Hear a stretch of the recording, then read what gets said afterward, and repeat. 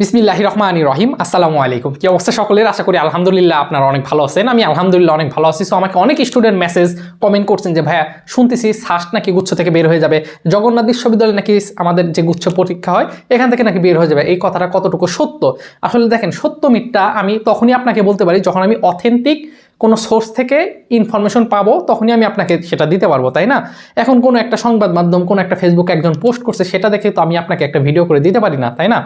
তো রিসেন্টলি আপনাদের জগন্নাথ বিশ্ববিদ্যালয় তাদের নিজেদের ভেরিফাইড ওয়েবসাইট থেকে তারা এটা অ্যানাউন্সমেন্ট করছে যে তাদেরা আলাদাভাবে পরীক্ষা নেবে এবং তারা গুচ্ছ থেকে বের হয়ে যাবে, এবং তারা তাদের যেই সার্কুলারটা সেটাও প্রকাশিত করে দিচ্ছে।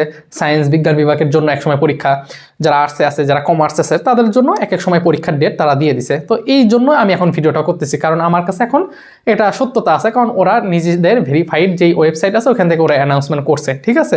তো আজকের যে ভিডিও টাইটেল দেখতেছেন একটু অদ্ভুত লাগতে পারে, কিন্তু এইটা আসলে অনেকটা সত্য। কথা বুঝতে পারছেন? তো এই জিনিসটা আমরা বলার আগে আমরা একটু বিষয় আপনাদের সঙ্গে শেয়ার করতে চাই। সেটা হচ্ছে যে দেখেন, দেশ তো স্বাধীন হলো, তাই না? দেশ তো স্বাধীন আমরাই করলাম, যারা ছাত্ররা ছিল সবাই আমরা করছি, কিন্তু আমাদের যে এডুকেশনাল যে সিস্টেম বা আমাদের যে শিক্ষা ব্যবস্থা আছে এটা এখনো পরিবর্তন হয়নি। হয়তো এটা হতে অনেক সময় লাগবে। কেন এই কথাটা বলতেছি চলেন একটা উদাহরণ দিলে আমরা বিষয়টা ক্লিয়ার হই।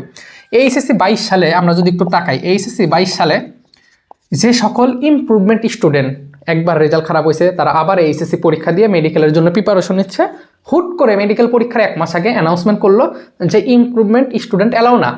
অর্থাৎ এইচএসসি যদি কেউ 22-এ দেয়, এসএসসি 20 হইতে হবে। তার মানে মধ্যবর্তী আর কোনো গ্যাপ থাকা যাবে না, 2-3 বছর গ্যাপ থাকা যাবে না। এটা কবে বলছে? মেডিকেলে পরীক্ষা দিয়ে 1 মাস আগে নোটিসে।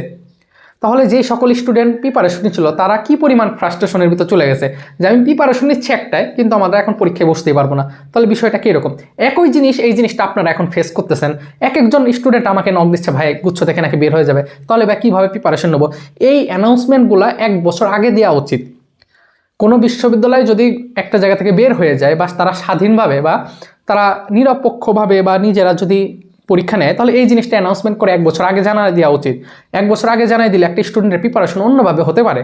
কিন্তু আমাদের শিক্ষা ব্যবস্থা যে বললাম এখনও ভালো হয়নি, তো আশা করি ইনশাল্লাহ হয়ে যাবে। তো আপনাদের যেহেতু জেএনইউ বা জগন্নাথ ইউনিভার্সিটি সার্কুলার প্রকাশিত হয়েছে, এই বিষয়টা নিয়ে আজকে আলোচনা করব। আসলে এখন কি বলবো, এইটা বললে তো লাভ নাই যে এই বিষয়গুলো আগে কারণ আছে। কারণ আপনারা যদি এই বছর এইচএসসি 24-এ গুচ্ছে পরীক্ষা দেন, আপনারা 5ম নাম্বার ব্যাচ হবেন। আমি আবার বলতেছি, আপনারা 5ম নাম্বার ব্যাচ হবেন যারা গুচ্ছে পরীক্ষা দিবেন যদি পরীক্ষা হয়। তার মানে এইচএসসি 2020 সাল থেকে গুচ্ছ ভর্তি পরীক্ষা শুরু হয়, এবং বিগত 4 বছর গুচ্ছ পরীক্ষা হয়েছে, এবং বিগত 4 বছর প্রশ্ন করছে সাস্ট, যশোর বিজ্ঞান প্রযুক্তি। অর্থাৎ এই বিজ্ঞান প্রযুক্তি যে বিশ্ববিদ্যালয়গুলো আছে এরা পরীক্ষা নিয়ে থাকে এই 22-24টি ইউনিভার্সিটির। তো এদের প্রশ্ন প্যাটার্নের সাথে যদি আপনি জেনারেল ইউনিভার্সিটিগুলো চিন্তা করেন, ইসলামিক ইউনিভার্সিটি, কুমিল্লা বিশ্ববিদ্যালয়, জগন্নাথ বিশ্ববিদ্যালয়, এদের প্রশ্ন প্যাটার্ন একটু আলাদা। তো ওই যে বললাম, স্টুডেন্টের কনসেন্ট্রেশন ধরে রাখতে পারতেছে না। এদের কথা হলো স্টুডেন্ট বলতে, ভাইয়া যদি বের হয়ে যায় তাহলে কীভাবে প্রিপারেশন নেব, নানান কথা। আর ওই যে পড়াশোনা, ওই কনসেন্ট্রেশন ধরে রাখা যায় না।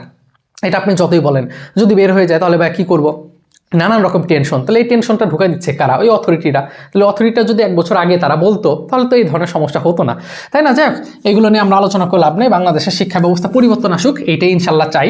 তো আজকে আমরা যে এই বিষয়টা নিয়ে কথা বলতে চাচ্ছি যে বুয়েটের থেকে কেন জগন্নাথ বিশ্ববিদ্যালয়ের পরীক্ষা কঠিন, তাই না? বিষয়টা এইরকম, এই জিনিসটা একটু আলোচনা করি। দেখেন, আমরা বুয়েটে কি হয় আমরা যদি একটু চিন্তা করি, বুয়েটে আপনাদের একটা রিকোয়ারমেন্ট দিয়ে দেয়, সেটা কি সাবজেক্ট রিকোয়ারমেন্ট, ঠিক আছে? ফিজিক্সে তোমাকে এত পাইতে হবে, কেমিস্ট্রিতে এত পাইতে হবে, ম্যাথ এত পাইতে হবে, ইএনজি, মানে ইংলিশে একটা মার্ক দিয়ে দেয়। তার অর্থ হচ্ছে যে বুয়েটে বসতে গেলে আপনার মার্কস দেখে, যে জিপিএ 5 পেলো এটা ফ্যাক্ট না, কেউ যদি বাংলাতে না পায় এটা ফ্যাক্ট না, তারা কিছু স্পেসিফিক সাবজেক্টে দিয়ে দেয়, কিন্তু এই বছর জগন্নাথ ইউনিভার্সিটি কি কাজ করলো আপনারা খেয়াল করছেন? জগন্নাথ ইউনিভার্সিটি তাদের যে সার্কুলার আছে, সার্কুলারে এইটা বলছে যে 1 থেকে 40,000 স্টুডেন্ট আমাদের এই জগন্নাথ বিশ্ববিদ্যালয়ে পরীক্ষা দিতে পারবে। এখন 1 থেকে 40,000, এখন আসি, এবার কথায় আসি। হ্যাঁ, আপনাদের এই বছর 1,45,000 বাংলা ইংলিশ মিলে লিখতেছে, আচ্ছা বুঝছেন, 911 এতজন এ প্লাস পাইছে। চিন্তা করছেন, 1,45,911 জন এ প্লাস পাইছে। এটা হচ্ছে ওভারঅল সায়েন্স আর্টস কমার্স মিলে 1,45,911 জন পাইছে। আপনি এর ভিতর যদি 80,000 চিন্তা করেন, 80,000 অনলি সায়েন্সের স্টুডেন্ট আছে। তো প্রত্যেকটা বিভাগ থেকে এ, বি, সি, তার মানে এ মানে বিজ্ঞান, বি মানে ধরেন আর্টস, সি মানে কমার্স, প্রত্যেকটা বিভাগ থেকে 40,000 স্টুডেন্ট পরীক্ষা দিতে পারবে এই বছর। এর ভিতরে আপনি যদি ঢাকা বিভাগের কথা চিন্তা করেন, ঢাকা বিভাগেই আপনার 48,833 জনের মতো আপনার এই প্লাস হয়েছে এক ঢাকা বিভাগ থেকেই। তো একটা জিনিস চিন্তা করেন, সায়েন্সের স্টুডেন্টের জন্য 80,000 যদি সায়েন্সে এই বছরে প্লাস পায় এইচএসসি 24-এ পরীক্ষা দিতে পারবে, এই ইউনিটটা কত 40,000। তাহলে দেখছেন জিপিএ 5 পাওয়ার পরেও হবে না। তাহলে এটা কি বুয়েটে তো সিলেকশন সাবজেক্ট ওয়াইজ বলে দেয় যে এত মার্কস পাইলে পারে ওই রকম হয়ে যায়, কিন্তু এখানে আপনাদের বিষয়টা কি দেখছেন খেয়াল করে। আবার দ্বিতীয় কথা, এখানে কোনো সেকেন্ড টাইম আর অ্যালাউ করতেছে না। ইমপ্রুভমেন্ট স্টুডেন্ট পারবে, যারা ইমপ্রুভমেন্ট আছেন তারা পরীক্ষা দিতে পারবেন, ঠিক আছে। তো যাই হোক, এখানে কোনো সেকেন্ড টাইম আর নাই। তো এই যে একটা বিষয়গুলো থাকে, এই বিষয়গুলো আগে থেকে বলে দিলে অনেক স্টুডেন্টের জন্য ভালো হয়। 2 নাম্বার বিষয় হচ্ছে অনেক স্টুডেন্ট আছে যারা ঢাকা শহরের মধ্যে থাকতে চায়, ঢাকায় থাকে, তারা কি বাইরে ইউনিভার্সিটিগুলো তারা পছন্দ করে না, ছোটোবেলা থেকে ঢাকা শহরে থাকে। তো দেখা যায় যে তারা ঢাকায় ভিতর পড়তে অনেক স্বাচ্ছন্দ্য বোধ করে, তো তারা মনে করে যে আমরা জগন্নাথে হয়ে গেলে ভালো। কিন্তু আপনারা যদি পরীক্ষায় বসতেই না পারেন, এটা কেমন কথা? এ তো বুয়েটের থেকে কঠিন হয়ে গেল। বুয়েটের থেকে কঠিন না, আপনি যদি পরীক্ষায় বসতেই না পারেন ভাই, তাহলে আর কি বলবো। এটা কোনো সিস্টেমের মধ্যে হয় না। যেখানে রাজশাহী ইউনিভার্সিটি বিগত বছরগুলোতে 72K, আচ্ছা বাংলায় লিখতেছি যেহেতু, এই যে 72,000 স্টুডেন্ট পরীক্ষা নিয়ে এত আগে 72,000 সিলেকশন করতো, সেইখান থেকে এখন মানে জগন্নাথ ইউনিভার্সিটি এত ভাব বেড়ে গেছে, তারা অনলি 40,000 স্টুডেন্ট পরীক্ষা এবার দিয়ে হবে। এখন কিন্তু তারা ওইভাবে মানে ক্লিয়ারিফাই করে নাই যে তারা আসলে কোন প্রশ্ন প্যাটার্নে পরীক্ষা হবে। কিন্তু লাস্ট তারা যেই বছর পরীক্ষা ছিল সেটা হচ্ছে 2019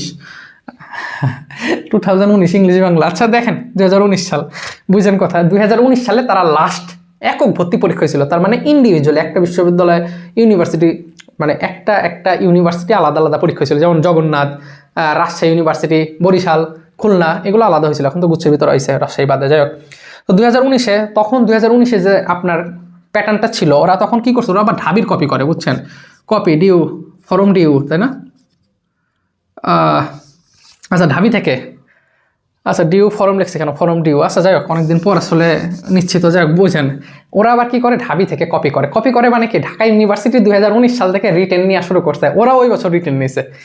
বুঝতে পারছেন, এটা হচ্ছে Jagannath university. So Jagannath university যারা বসতে পারবেন তাদের জন্য আলহামদুলিল্লাহ, তারা চান্স অনায়াসে পেয়ে যাবেন। কথা বুঝতে পারছেন, কারণ 40,000 এইখানে আপনার কম্পিটিশন কম, কিন্তু কম্পিটিশনটা হচ্ছে কোথায় খেয়াল করছেন, কম্পিটিশনটা হচ্ছে আপনার সিলেকশনে। তো আপনারা হয়তো বা ইতিমধ্যে জানেনই সব, 100 টাকা দিয়ে আপনাকে প্রথমে প্রাইমারি সিলেকশন করতে হবে। যে কোন 40,000 স্টুডেন্ট বসতে পারবে। এখন দেখেন, কেউ যদি এ প্লাস পায় তাহলে তার গ্রেড কত আসে বলেন তো, 80। আবার যে এ প্লাস পায় তার গ্রেড কিন্তু 98, তার মানে যে 98 পায় সেও এ প্লাস, যে 80 পায় সেও এ প্লাস। তাহলে কোন 40,000 স্টুডেন্ট পরীক্ষা দিতে পারতেছে খেয়াল করছেন? মার্কসের দিক থেকে যারা বেশি, এবার বুঝতে পারছেন, এইভাবে নিবে। তো এবার এইচএস 24 আপনাদের তো ওই যে সিলেকশন ছিল সাবজেক্ট ম্যাপিং, এই কারণে তো আসলে অনেক ভালো স্টুডেন্টগুলো হবে না। কথা বুঝছেন, কি বলবো আসলে ভাই, এইগুলো এক একটা অথরিটি এক এক রকম করে বলে। আরও কিছু কথা বলবো, তার আগে একটা কথা বলি যে অনেকেই আছে যে জগন্নাথ গুচ্ছে যে কোনো একটা পাবলিকে একটা ইউনিভার্সিটি ইনশিওর করতে চান, তারা চাইলে ইনশাল্লাহ আমাদের যে একটা কোর্স আছে যেখানে আমি নিজে রাজশাহী ইউনিভার্সিটি, ঢাবি, জাহাঙ্গীরনগর, গুচ্ছর প্রশ্ন ব্যাংক ইনশাল্লাহ সলভ করে দিই।